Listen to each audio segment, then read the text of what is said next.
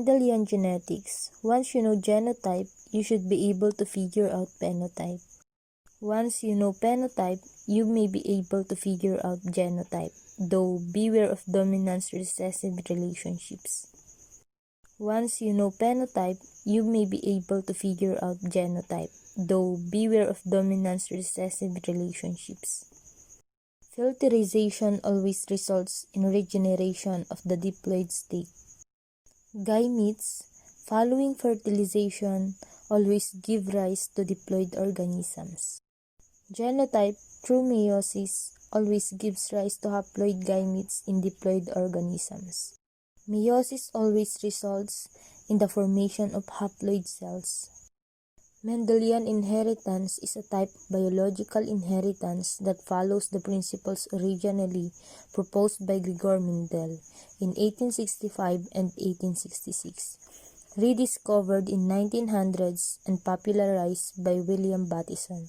These principles were initially controversial. Mendelian inheritance refers to an inheritance pattern that follows the laws of segregation and independent assortment, in which a gene inherited from either parent segregates into gametes at an equal frequency. We have an example of Mendelian inheritance. A Mendelian trait is one that is controlled by a single locus in an inheritance pattern. In such cases, a mutation in a single gene can cause a disease that is inherited according to Mendel's principles. Examples include sickle cell anemia, Tay-Sachs disease, cystic fibrosis, and scleroderma pigmentosa. Mendel's laws of inheritance. From Gregor Mendel, genetic inheritance boils down to three simple concepts put forth by Gregor Mendel, a humble monk and part-time scientist who founded the interdiscipline of genetics. Segregation. In diploid organisms, chromosome pairs and their alleles are separated into individuals' gametes, eggs or sperm, to transmit genetic information to offspring. Dominance. A dominant allele completely masks the effects of a recessive allele. A dominant allele produces the same phenotype in heterozygotes and in homozygotes.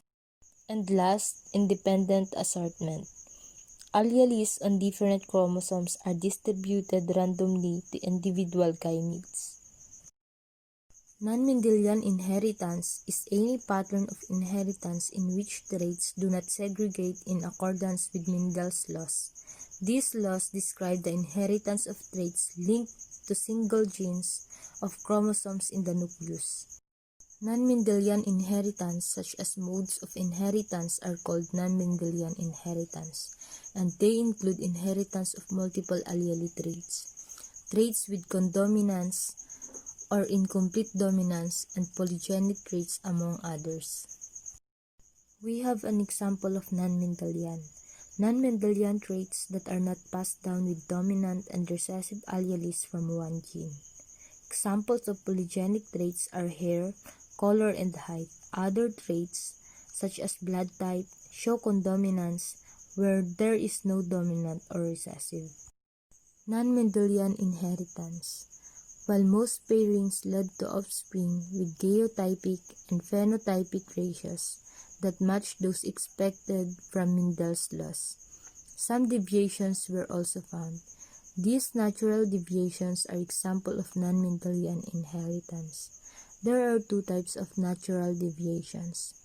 First, Mendel's laws do not apply at all.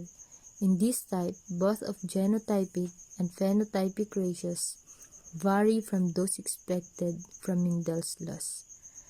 Second, genotypic ratio is that expected from Mendel's laws, but the phenotypic ratio is not.